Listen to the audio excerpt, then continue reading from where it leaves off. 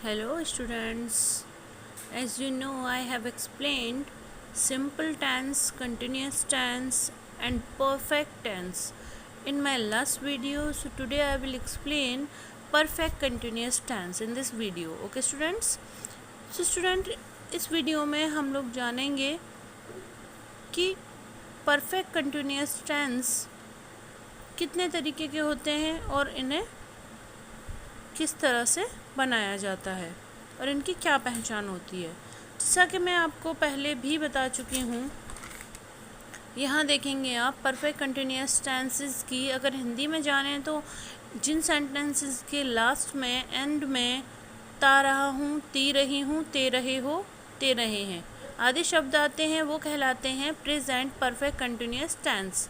Okay, लेकिन उधर past की बात करें तो पास्ट परफेक्ट कंटिन्यूस टेंसेस में हिंदी वाक्यों के एंड में ता रहा था, ती रही थी, ते रहे थे। और मोस्ट इम्पोर्टेंट बात है इन टेंसेस में टाइम दिया हुआ होता है कि कितने टाइम से कोई भी एक्शन हो रहा है। ठीक है, अब नेक्स्ट है हमारा point future perfect continuous. Future perfect continuous के हिंदी सेंटेंसेस के एंड में ता रहा होगा, ती रही होगी, ते रहे होंगे आदि इस तरह के शब्द आते हैं। अब इनको इंग्लिश में बनाने का स्ट्रक्चर क्या है वो मैं अब आपको बताने जा रही हूँ। ओके, सो स्टार्ट करते हैं। फर्स्ट पॉइंट है हमारा present perfect continuous tense. Okay, तो इस सेंटेंस को बनाने के लिए जो रूल है उसको देखेंगे हम। सबसे पहले हम इस तरह के सेंटेंस को बनाने के लिए सब्जेक्ट लिखेंगे, जैसा कि यहाँ पर रोशनी सब्जेक्ट है। ओके, अब दूसरा है हैज़ और हैव। यहाँ पर हमें हैज़ हैव ये हमारी हेल्पिंग वर्ब होगी। अगर सब्जेक्ट सिंगुलर है तो हम हैज़ का यूज़ करेंगे और सब्जेक्ट प्लूरल है तो हम हैव का यूज़ करेंगे। ओके, अब नेक्स्ट है बीन। बीन लगाना बहुत ज़रूरी होता है इन टेंसेस में, ठीक है, जहाँ पर टाइम दिया हुआ होता है। बीन, उसके बाद लगाना है वर्ब की फर्स्ट फॉर्म। सेंटेंस में वर्ब की फर्स्ट फॉर्म लगानी है, जैसा कि आप यहाँ देख लिए। सबसे पहले सब्जेक्ट लिखा है, उसके बाद सब्जेक्ट के अकॉर्डिंग हैज़ लिखा है और उसके बाद बीन लगाया हुआ है। उसके बाद वर्ब की फर्स्ट फॉर्म लगानी है, यहाँ पर गो वर्ब की फर्स्ट फॉर्म है और फर्स्ट फॉर्म में ING प्लस करना है, जो कि यहाँ पर किया हुआ है, गोइंग हो रहा है। ठीक है, उसके बाद लिखना है ऑब्जेक्ट। ऑब्जेक्ट देखेंगे टू स्कूल, ये हमारा ऑब्जेक्ट है। उसके बाद हमें क्या करना है, टाइम लिखना है, उससे पहले सिंस और फॉर का यूज़ करना है। ठीक है, हमें ये देखना है अगर वहाँ पर एग्जैक्ट टाइम दिया हुआ है तो जैसे 9 बजे, 7 बजे, 8 बजे, मंडे, ट्यूसडे, वेडनेसडे, कोई एग्जैक्ट टाइम है, एग्जैक्ट डे है, एग्जैक्ट डेट है, तो वहाँ पर हम सिंस का यूज़ करते हैं। लेकिन यहाँ पर होता, यहाँ 8 है, ठीक है, 8 है, लेकिन यहाँ पर होता 2 आवर्स। तो कौन से 2 आवर्स हैं दिन के, सुबह के, शाम के, दोपहर के, तो वहाँ पर कोई एग्जैक्ट टाइम नहीं होता, इसलिए फिर हम यहाँ पर यूज़ करते फॉर 2 आवर्स। ठीक है,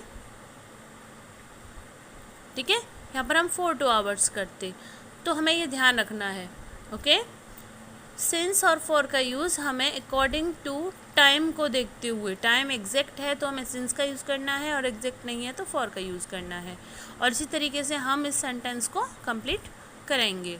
okay, Roshni has been going to school since 8 in the morning।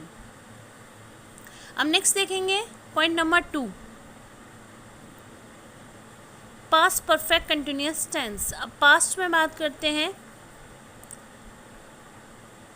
इसकी पहचान है ता रहा था। अब यहाँ देखेंगे इसका जो रूल है वो क्या है। सबसे पहले सब्जेक्ट को लिखना है, यहाँ सब्जेक्ट रोशनी लिखा हुआ है, यहाँ पर उसके बाद हेड को लिखना है। अब हमें ये नहीं देखना है, जब भी हम पास्ट परफेक्ट कंटिन्यूस की बात करते हैं तो हमें ये नहीं देखना है कि सब्जेक्ट हमारा सिंगुलर है या फिर प्लूरल। चाहे सब्जेक्ट सिंगुलर हो या फिर प्लूरल हो, दोनों के साथ ही हमें जो हेल्पिंग वर्ब है वो हैड ही यूज़ करनी है। ओके, बीन हमारा करना ही है यूज़ और वर्ब की फर्स्ट फॉर्म में ING प्लस करना ही है। उसके बाद to school since 8 in the morning, सिंस का यूज़ हम उसी तरीके से कर रहे हैं क्योंकि यहाँ पर 8 है, एग्जैक्ट टाइम है, इसीलिए हमने सिंस का यूज़ किया हुआ है। ओके, तो हमने एक चीज़ ध्यान रखनी है, प्रेजेंट में तो हैज़ हैव जो हमारी हेल्पिंग वर्ब है वो यूज़ करनी है, बाकी सारा सेम है। और पास्ट परफेक्ट कंटिन्यूस में बस हमें हैड ध्यान रखना है, चाहे सब्जेक्ट सिंगुलर है या फिर प्लूरल है। और फ्यूचर परफेक्ट कंटिन्यूस में भी बिल्कुल सेम वही स्ट्रक्चर है, वही रूल है, बस हमें विल, शैल और उसके बाद हैव लगाना है। विल और शैल के बाद हैव लगाना है। विल और शैल इनमें से कोई एक लिखना है।